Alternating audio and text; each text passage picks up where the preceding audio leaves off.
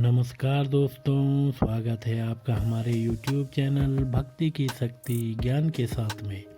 दोस्तों, आज हम आपको इस वीडियो में बताएंगे कि माता सीता भस्म कर सकती थी रावण को, लेकिन ऐसा क्यों नहीं किया। दोस्तों, माता सीता को साक्षात लक्ष्मी माना जाता है। वे श्री राम की ही तरह शक्तिशाली हैं। वे चाहती तो रावण को उस वक्त भस्म कर देती जब वह हरण करने आया था। वे चाहती तो अशोक वाटिका में पहुंचकर भी रावण को भस्म कर देती या उसका किसी भी वक्त वध कर देती, लेकिन माता सीता ने ऐसा क्यों नहीं किया, जबकि वो तो खुद ही आत्मरक्षा में सक्षम थी। वास्तव में माता सीता स्वयं शक्ति स्वरूपा थी। दोस्तों, मान्यता के अनुसार कहते हैं कि जब सीता जी ससुराल आई तो उन्होंने सबसे पहले ऋषि मुनियों और परिवारजनों के लिए खीर बनाई और राजा दशरथ सहित सभी को परोसी। जब वे उन्हें खीर परोस रही थी, उसी समय तेज हवा का झोंका चला और सभी ने अपनी अपनी पत्तल संभाली, लेकिन उस दौरान राजा दशरथ की खीर में एक छोटा सा घास का तिनका आकर गिर गया।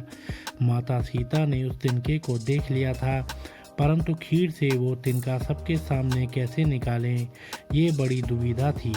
तभी उन्होंने तिनके को दूर से घूरा और माँ सीता की दृष्टि से ही वो तिनका पुनः उड़ा और हवा में ही राख बन गया।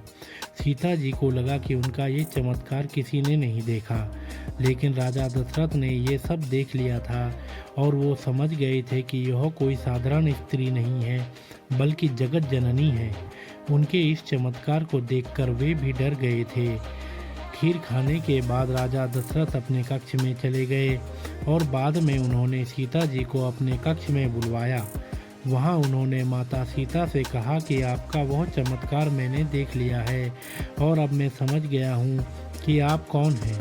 इसलिए आज आप मुझे एक वचन दीजिए कि जिस दृष्टि से आपने उस तिनके को देखा, उससे कभी किसी और को नहीं देखेंगी।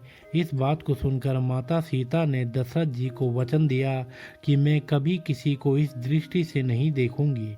तो दोस्तों, जब रावण ने माता सीता का हरण किया था तो वो स्वयं ही उसे भस्म कर सकती थी, परंतु वो राजा दशरथ को दिए वचन से बंधी हुई थी।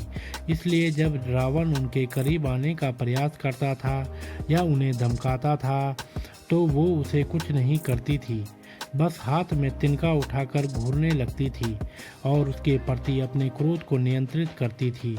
तो दोस्तों, अगर आपको यह वीडियो पसंद आया हो तो आप हमारे चैनल को लाइक, कमेंट, शेयर, सब्सक्राइब अवश्य करें और बेल आइकन दबाना ना भूलें, जिससे हमारी आने वाली सभी वीडियो आप तक समय से पहुंचती रहेंगी। तो आप सभी का बहुत बहुत धन्यवाद मित्रों।